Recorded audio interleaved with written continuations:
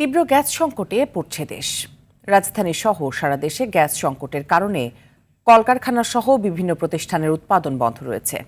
বাসাবাড়িতে কমে গেছে গ্যাসের চাপ, কোথাও কোথাও দিনের বেশিরভাগ সময় জ্বলছে না চুলা। একই চিত্র সিএনজি ফিলিং স্টেশনগুলোতেও। গ্যাসের জন্য ঘন্টার পর ঘন্টা অপেক্ষা করতে হচ্ছে পরিবহন শ্রমিকদের। এতে রান্না থেকে শুরু করে যাতায়াত সব ক্ষেত্রেই বাড়ছে ভোগান্তি। গ্যাসের সংকটে ক্ষোভে ফুঁসছেন চালক ও সাধারণ মানুষ।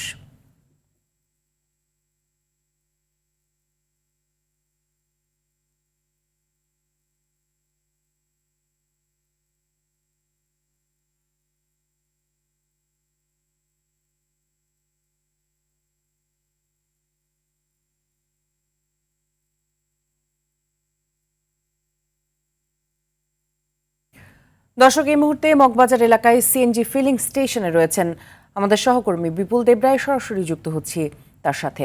বিপুল, সিএনজি ফিলিং স্টেশনগুলোতে গ্যাস সংকট কেমন দেখছেন এবং সেই সাথে চালকরা কি বলছেন জানাবেন।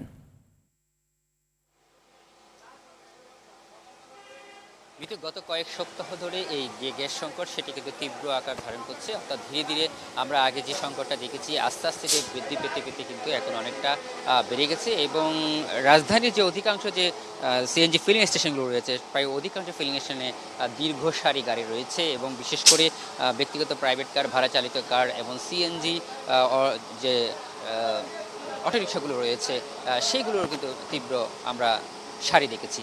অর্থাৎ এই যে ভোগান্তির যে চিত্রটি সেটি ভোরের আলো ফোটার আগে থেকে শুরু হয়েছে এবং গত রাত থেকে অর্থাৎ ৩টা-৪টা থেকে শুরু করে চালকরা কিন্তু পরিবহন শ্রমিকরা এই গ্যাস নেওয়ার জন্য সিরিয়াল দিয়েছেন এবং তাদের ভোগান্তির শেষ নেই, তারা এমনটা জানিয়েছেন। আমি একটু যদি দেখাতে চাই, একজন ব্যক্তি কিন্তু এইমাত্র আসলো। আসলে গ্যাসের সংকটটা কেমন দেখছেন? গ্যাসের সংকট দীর্ঘত আজকে অনেক দিন ধরে, ঠিক আছে। এই যে আসছি রাত 3টা বাজে, এখন গ্যাস ঢুকছে 260 টাকার, ঠিক আছে। এইভাবে যদি দেশটা যায় তাহলে তো আমাদের জন্য পরিশ্রম, কারণ আমরা মালিকানা গাড়ি চালাই, ঠিক আছে। এই যে রাত জাগার পরে আবার ডিউটি, ঠিক আছে। এইভাবে তো আমাদের দিন যায় না। একটু বলেন। মিতু, যেমনটা বলছিলেন আসলে তাদের ভোগান্তির কোনো শেষ নেই এবং বলছেন যে 3টা থেকে সেই লাইনে দৌড়িয়ে মাত্র 200 সামথিং টাকা তারা মাত্র গ্যাস পেয়েছে এবং এইভাবে এমন চিত্র কিন্তু আমরা প্রতিটা ফিলিং স্টেশনে দেখতে পাচ্ছি।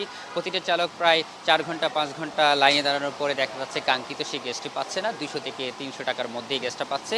এতে করে তাদের ভোগান্তিটা আরও তীব্র হচ্ছে এবং বিশেষ করে যারা ভাড়া চালিত সিএনজি যেগুলো রয়েছে এবং প্রাইভেট কার যেগুলো রয়েছে তারা বলছেন যে তাদের সাংসারিক জীবনেও কিন্তু ব্যাপক প্রভাব পড়ছে এবং তারা বলছেন এইটা নিয়েও অনেক জায়গায় পেট্রোল পাম্পগুলোতে বা সিএনজি ফিলিং স্টেশনগুলোতে বাকবিতণ্ডা শুরু হয়েছে এবং তাদের বিভিন্ন জায়গায় সিরিয়াল মেনটেন না করার জন্য নানা বিশৃঙ্খলাও তৈরি হয়েছে এবং চালকরা বলছেন যে আসলে গত কয়েকদিন ধরে সরকারের পক্ষ থেকে কোনো কিন্তু উদ্যোগ গ্রহণ করা হচ্ছে না এবং এই সংকট এবং ভোগান্তি দুটো নাগাতার রয়েছে। সেই সাথে সিএনজি ফিলিং স্টেশনের পাশাপাশি কিন্তু বাসাবাড়িতে যে গ্যাসের যে সংকট রয়েছে সেটিও তীব্র আকার ধারণ করছে। তারা বলছেন একদিকে বাসাবাড়িতে, অন্যদিকে এই ধরনের ব্যক্তিগত গাড়ি বা ভাড়া চালিত গাড়ি চালানোর ক্ষেত্রে যে ভোগান্তির সৃষ্টি হয়েছে সেই চিত্র কিন্তু রাজধানী সহ সারা দেশে এভাবে আমরা দেখতে পাচ্ছি এবং সেই সাথে তারা বলছেন যে এই সংকট কবে কাটবে তারা এখনও সেটা জানে না এবং সেই সাথে যারা সংশ্লিষ্ট কর্তৃপক্ষ রয়েছে তারা বলছেন যে আসলে গ্যাসের চাপ একেবারেই কম। যারা সিএনজি ফিলিং স্টেশনের যারা ম্যানেজার রয়েছেন তারা আমাদেরকে জানিয়েছেন যে মাত্র